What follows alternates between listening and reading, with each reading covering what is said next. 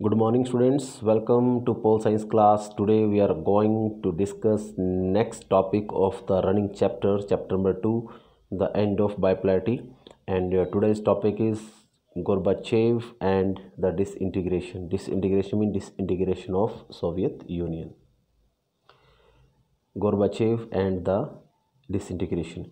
Mikhail Gorbachev, who had become general secretary, जो Mikhail Gorbachev है ये जनरल सेक्रेटरी बना था Communist party of Soviet Union in 1985 and so to reform this system. So he want to reform this system. इस system को सुधारना चाहता था, सुधार करना चाहता था. रिफॉर्म्स वर नेसेसरी, जो सुधार थे बहुत आवश्यक हो गए थे to keep the USSR abreast, ताकि यूएसएसआर को आगे लाया जा सके of the information fact sector के अंदर and technological revolution taking place in the West. जो पश्चिम में जो सुधार हो रहे थे, जो रिवोल्यूशन हो रहे थे, ताकि जो यूएसएसआर है उसको भी यूएसए के बराबर लाया जा सके. हाउएवर, हालांकि Mikhail Gorbachev decision to normalise relations with the West and democratise and reform the Soviet Union had some other effects. हालांकि जो उनके जो डिसीजंस थे, मिखाइल गोर्बाचेव ने जो निर्णय लिए थे, उसके कुछ अलग प्रभाव पड़े. नीदर ही, ना तो वो, और नॉर एनीवन एल्स, ना कोई और, इंटेंडेड और एंटिसिपेटेड, किसी ने ऐसी कल्पना नहीं की थी. The people in the east European countries, पूर्वी यूरोपियन कंट्रीज़ के जो लोग थे, which were part of the Soviet bloc, जो सोवियत ब्लॉक का हिस्सा थे, स्टार्टेड टू प्रोटेस्ट, इन्होंने विद्रोह करना स्टार्ट कर दिया अगेंस्ट देयर ऑन गवर्नमेंट, अपनी सरकारों के against, and Soviet control unlike in the past. और सोवियत ने ऐसा कुछ कंट्रोल नहीं किया जैसे कि पास्ट में वो करता था, जहाँ भी विद्रोह हुआ उसको क्रश कर देता था, सुप्रेस दबाता था. The Soviet union under Gorbachev के नेतृत्व में जो सोवियत यूनियन था, डिड नॉट इंटरवेन, इन्होंने कोई इंटरफेयर नहीं किया. व्हेन द डिस्टर्बेंसेस अकर्ड, जब भी ऐसे डिस्टर्बेंस क्रिएट हुई. एंड द कम्युनिस्ट रिजाइम, जो रिजाइम मीन्स गवर्नमेंट, जो कम्युनिस्ट गवर्नमेंट थी, collapsed one after another, one by one जो रिपब्लिक्स थे वहाँ से जो कम्युनिस्ट गवर्नमेंट थी वो गिरती चली गई. And these developments were accompanied by a rapidly escalating crisis within the USSR that hastened its disintegration. Soviet संघ के बाहर हो रहे इन परिवर्तनों के साथ साथ अंदर भी संकट गहराता जा रहा था. इससे इसका जो डिसइंटीग्रेशन था वो और तेज़ हो गया था. गोर्बाचेव इनिशिएटेड मीन्स स्टार्ट की the policies of economic and political reform and democratisation with in the country. Gorbachev ने जो पॉलिसी स्टार्ट की थी आर्थिक सुधारों के लिए, राजनीतिक सुधारों के लिए और लोकतांत्रिकरण के लिए देश के अंदर. The reforms were opposed by leaders. अब जो लीडर्स थे यूएसएसआर के, कम्युनिस्ट पार्टी के, उनको ये रिफॉर्म अच्छे नहीं लग रहे थे, वो इसके अगेंस्ट हो गए थे. By leaders within the communist Party. A coup means क्या होता है, टर्न द टेबल, तख्ता पलट हो जाना. ए कॉप टुक प्लेस, एक तख्ता पलट हुआ in 1991 that was encouraged by communist party hardliners. Hardliners क्या होते हैं? Who believe in their principles. 1991 में एक तख्ता पलट भी हुआ और कम्युनिस्ट पार्टी से जुड़े कुछ गर्मपंथियों ने इसको बढ़ावा भी दिया था. जो पार्टी हार्डलाइनर्स थे, जो पार्टी के लिए काफ़ी कुछ कर रहे थे, सिर्फ पार्टी के बारे में सोचते थे. The people had tasted freedom by then, तब तो लोगों को आज़ादी का स्वाद मिल चुका था. And did not want to old style rule of the communist Party. They don't want the same kind of rule. अब वो जो लोग थे वो कम्युनिस्ट पार्टी के शासन को बर्दाश्त नहीं कर सकते थे. So Boris Yeltsin emerged as national hero in opposing this coup. तो ये बोरिस येल्त्सिन ने मेन रोल प्ले किया था जब तख्ता पलट हुआ था इसमें. The Russian republic where Yeltsin Boris won a popular election. जो रशियन रिपब्लिक में जो इलेक्शन हुए थे वहाँ पे जो येल्त्सिन बोरिस है वो जीत गए थे. And began to shake off centralise control. अब जो सेंटर का जो नियंत्रण था वो वहाँ से हिल गया था. And power began to shift from Soviet centre to republics.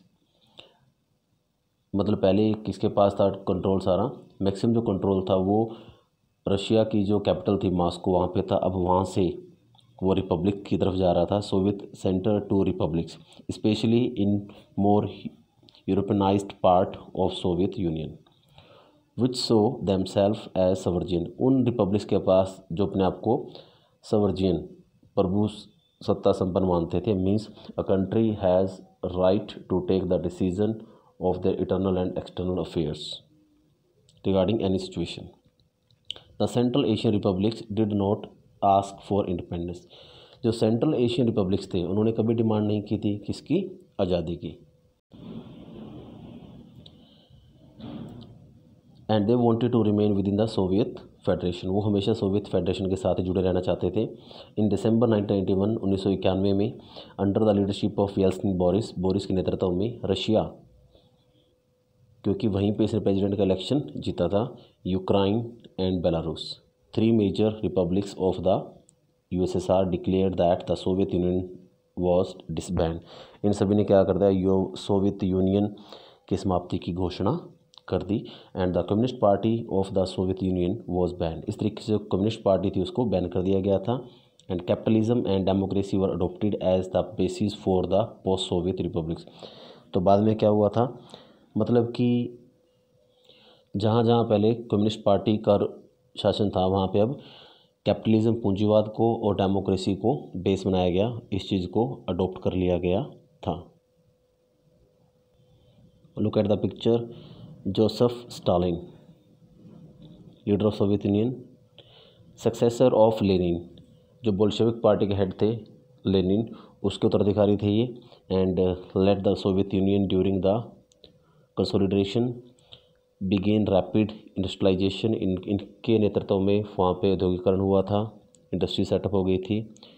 And forcible collectivisation of agriculture credited with Soviet victory in the second world war and held responsible for the great terror of the 1930।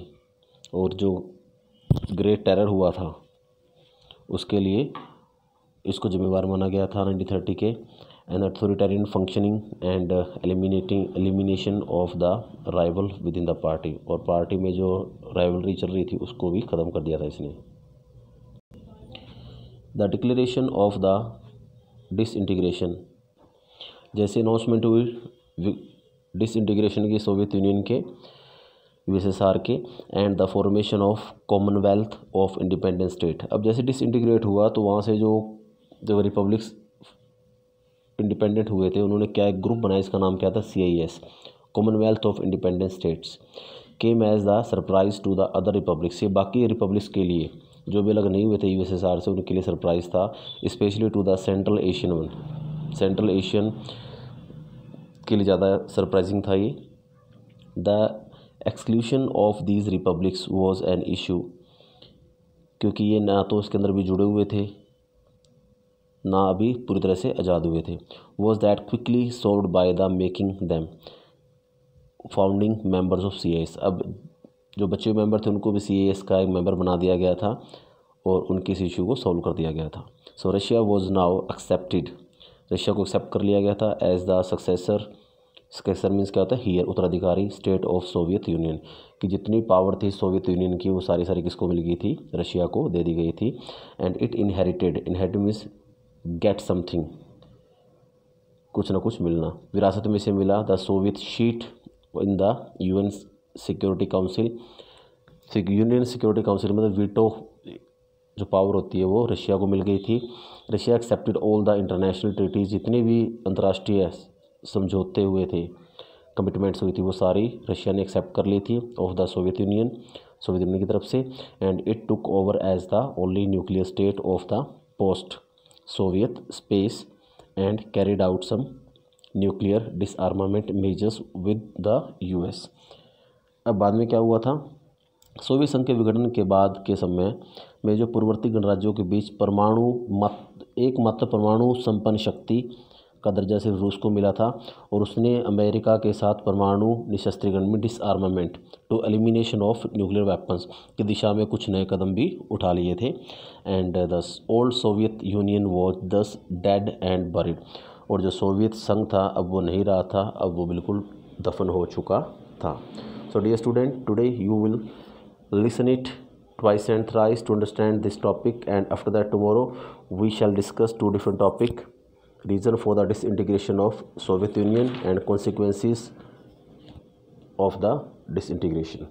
So till then, thanks and have a nice day.